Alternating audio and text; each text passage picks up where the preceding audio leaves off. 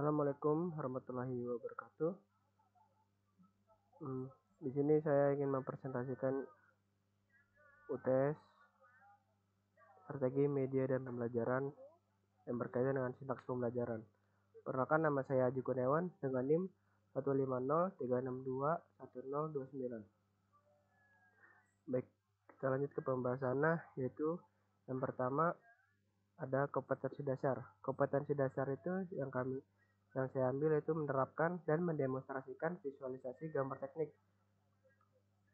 Jadi dalam kompetensi dasar ini dapat dijelaskan bahwa dalam menggambar teknik itu terdapat tahapan-tahapan dari yang manual hingga digital. Sepertinya laptop ini yang bisa dijadikan media, yang dimana untuk memvisualisasikan itu melalui aplikasi yang bernama AutoCAD itu untuk yang 2 dimensi, lalu ada yang bernama SketchUp itu untuk 3 dimensi.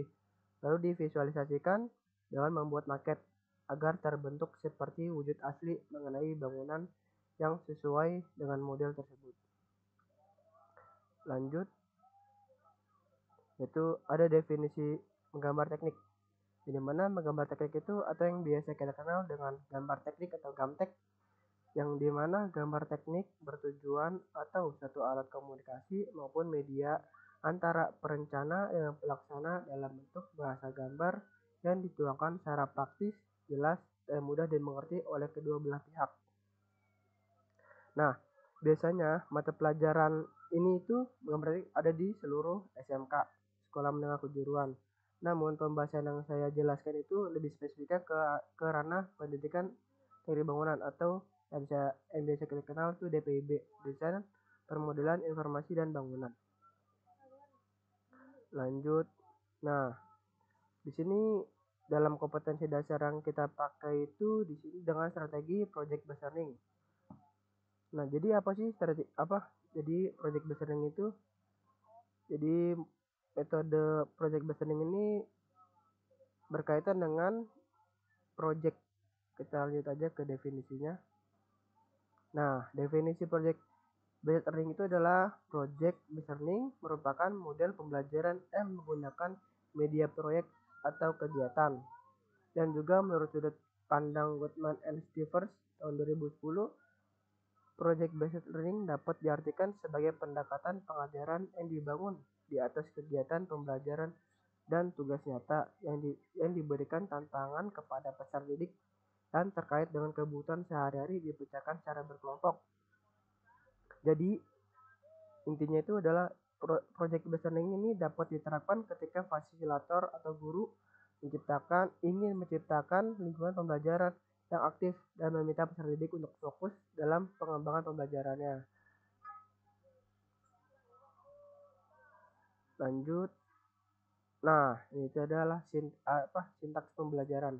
Di mana sintaks sendiri itu model pembelajaran merupakan acuan umum mengenai bagaimana suatu pembelajaran dilaksanakan agar sesuai dengan kaidah dan hasil yang diinginkan dari model pembelajaran tersebut. Misalnya, jika kita ingin menerapkan model pembelajaran project based learning, maka kita harus menerapkan berbagai sintaksnya seperti memberikan stimulusnya, pernyataan masalah, dan memberikan fasilitas untuk melakukan perencanaan desain produk, sehingga siswa bisa mendapatkan pengetahuannya secara mandiri sesuai dengan gagasan utama dari model pembelajaran ini.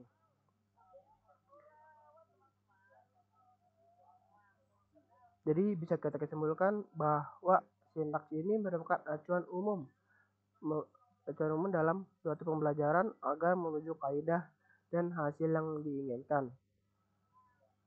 Lanjut juga. Nah, di sini ada langkah-langkahnya. Yang pertama, langkah kerja dari sintaks pembelajaran itu ada pernyataan mendasar, terus ada mendesain perencanaan produk, terus ada menyusun jadwal pembuatan, ada memonitor keaktifan dan perkembangan proyek, ada menguji hasil, evaluasi pengalaman belajar, yang dimana aktivitas dari guru itu sendiri yaitu guru menyampaikan topik dan mengajukan pertanyaan bagaimana cara memecahkan masalah.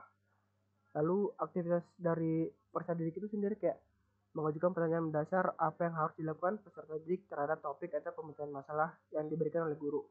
Lanjut, yang mendesain perencanaan produk.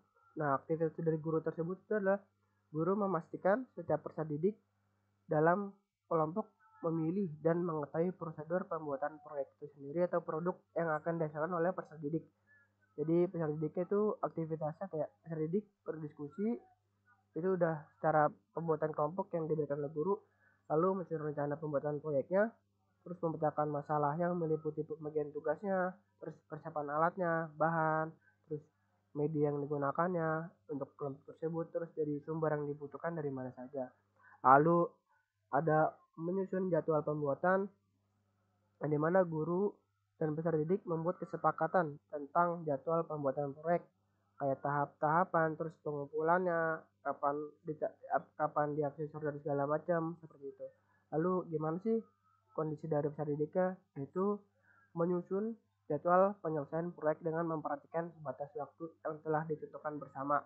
Jadi setiap kelompok itu punya jadwal-jadwal pribadi-pribadi, per masing-masing kelompok punya jadwalnya, yang dari satu kelompok kelar tanggal segini terus dikirim ke guru untuk mengumpulkannya dan seperti itu.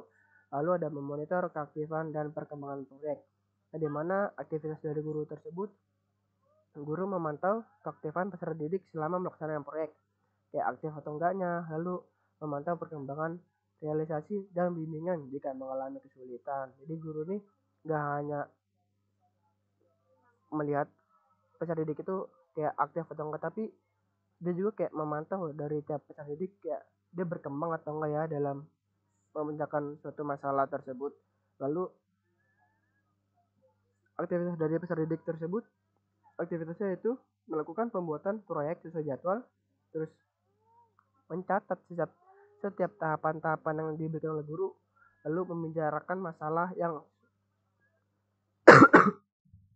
muncul selama penyelesaian proyek dengan guru, di mana peserta didik di proyek besar ini tidaklah harus tidak boleh kayak diam diri, jangan malu bertanya ketika itu deh pokoknya.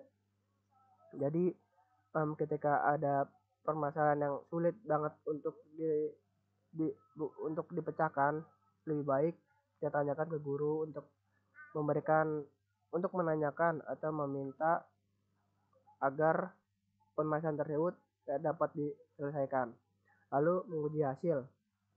Aktivitas guru itu kayak berdiskusi tentang proyek prototipe maupun keterlibatan peserta didik mengukur ketercapaian standarnya, di mana peserta didik sendiri itu membahas kelayakan proyek yang telah dibuat, laporan produk karya untuk dipaparkan kepada orang lain. Contohnya ini kayak maket itu kan ketika dari awal kan untuk menjadi nyamak itu dari 2 dimensi dulu, yaitu kayak entah itu membuat denah dan segala macam, lalu dijadikan 3D yang biasanya sekarang tuh menggunakan dengan SketchUp, atau yang sekarang tuh udah bisa lebih kerennya itu dengan BIM.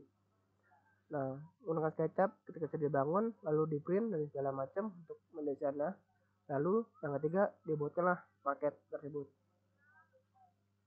Lalu yang terakhir tuh evaluasi pengalaman belajar. Itu aktivitas dari guru sendiri. Guru membimbing proses pemaparan proyek, menyambut hasil. Selanjutnya guru dan peserta didik merefleksikan atau kesimpulan.